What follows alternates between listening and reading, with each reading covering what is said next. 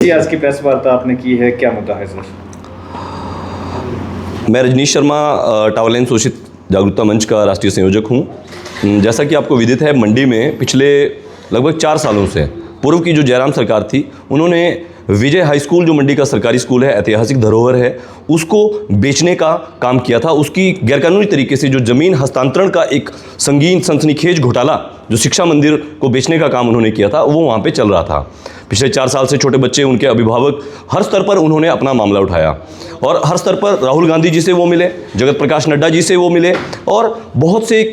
केंद्रीय नेताओं और हमारे जो कांग्रेस पार्टी के जो अभी पीडब्ल्यूडी मिनिस्टर हैं विक्रमादित्य जी, उन्होंने भी इस मसले को उठाया था। और कुलदीप राठौर जी, जो कांग्रेस पार्टी के उसमें अध्यक्ष थे, उन्होंने मंडी स्कूल में जाकर बच्चों का साथ जो है कर दिया था। ये अपने आप में ये घोटाला जो है उस समय से चल रहा था, क्योंकि बच्चे नहीं चाहते थे कि उनके स्कूल में, स्कूल परिसर के ग्राउंड को तोड़कर वहाँ पर शॉपिंग मॉल और कार कॉम्प्लेक्स का निर्माण किया जाए, ताकि भविष्य में किसी भी प्रकार के अपराध जो हैं वो वहाँ पे बढ़े। छोटी बच्चियों का वो स्कूल है, किस प्रकार से टैक्सी वाले वहाँ पे आएंगे, म्यूजिक वहाँ चलेगा या शॉपिंग मॉल में, इस तरह का वो विरोध था। लेकिन आपको बताएं कि वहाँ जो ठेकेदार, जो वहाँ के विधायक का रिश्तेदार है, उन लोगों ने ज़बरदस्ती गैरकानूनी तरीके से वहाँ निर्माण कार्य जो है वो अभी तक के चलाया हुआ है, जिसमें कई FIR जो है वहाँ ठेकेदार, जो DKS कंस्ट्रक्शन कंपनी है, उसके खिलाफ वहाँ पे इससे पहले भी हो चुके हैं। कभी सड़क टूटना, कभी सड़क को घिरना। एक SDM महोदय हैं IAS, जो मंडी में थे, उन्होंने तो उसको जो सोशल मीडिया के अंदर भी वो आया था, किस प्रकार से ठेकेदार के साथ उन्होंने ठेकेदार को स्पष्ट तौर पर कहा था कि तुम जबरदस्ती यहाँ पे काम कर रहे हो, हमारे सिर पर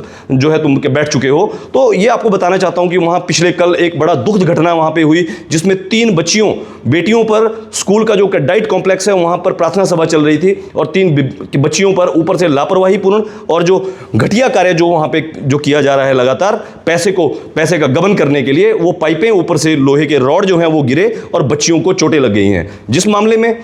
DKS कंस्ट्रक्शन कंपनी के खिलाफ वहां पर FIR दर्ज की गई है। लेकिन मैं आपको बताना चाहता हूं, मीडिया के माध्यम से मंडी के समस्त नागरिकों से, समस्त जनता से, जो उसी स्कूल से पढ़कर आज अपने किसी भी अपना रोजी रोटी को कमा रहे हैं, उन लोगों से पूछना चाहता हूं कि आपके बच्चों पर स्कूल के अंदर इस प्रकार का गैरकानूनी कार्य लगातार चल रहा है और इस प्रकार के हादसे हो रहे हैं। कल को कोई भी जानलेवा हादसा हो सकता है, वो लेंटर पूरा का पूरा बिल्डिंग टूट सकता है, क्योंकि वो घटिया निर्माण सिर्फ पैसा हजम करने के लिए। क्या व्यवसायिक परिसर में जो ठेकेदार है, ठेकेदार के खिलाफ ये सरकार, जिसको कार्रवाई करने का आश्वासन दिया था, राहुल गांधी जी ने इस सरकार को कहा था, मुख्यमंत्री जी ने कहा था और स्वयं शिक्षा मंत्री जी ने कहा था। मुझे लगता है कि शिक्षा मंत्री जी को इस्तीफा देना चाहिए, क्योंकि उस स्कूल में बच्चों के जो सुरक्षा के जो अधिकार हैं उनको सुरक्षित नहीं कर पाए हैं। क्या कल को वहां पर किसी प्रकार का बड़ा हादसा वो जिम्मेवारी लेते हैं? कल को आने वाली बच्चियां, छोटी छोटी बच्चियां स्कूल में पढ़ेंगी, टैक्सी वाले या किस तरह की वहां पे क्या गाड़ियां वहां पे आवाजाही बढ़ेगी, तो क्या स्कूल के बच्चों के साथ कोई और घटना होगी? इसी प्रकार से ठेकेदार जो है किसी प्रकार की कोई भी लापरवाहीपूर्ण कार्य करेगा और उसको बचाते रहेंगे।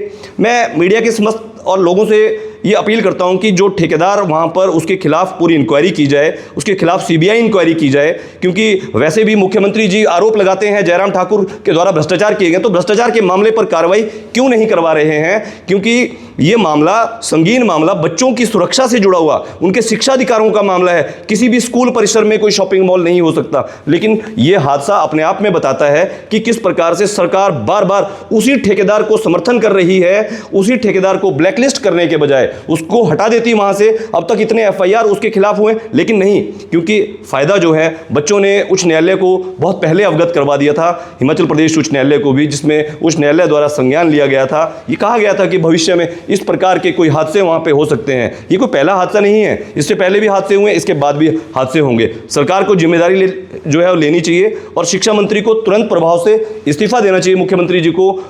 वहां पे कानूनी जो जांच है, न्यायिक जांच का जो उन्होंने आश्वासन दिया था, जो राहुल गांधी जी ने उनको कहा था और जो उन्होंने कई सामाजिक कार्यक्रमों में लोगों के सामने उन्होंने हमें और बच्चों के अभिभावकों को ये स्पष्ट कहा था कि वो इस मामले में न्यायिक जांच कराएंगे। तो लोग सवाल कर रहे हैं कि आखिर इस घोटाले में क्यों ठेकेदार के खिलाफ न्यायिक जांच नहीं करवाई जा रही है, जो कि बेहद आवश्यक है।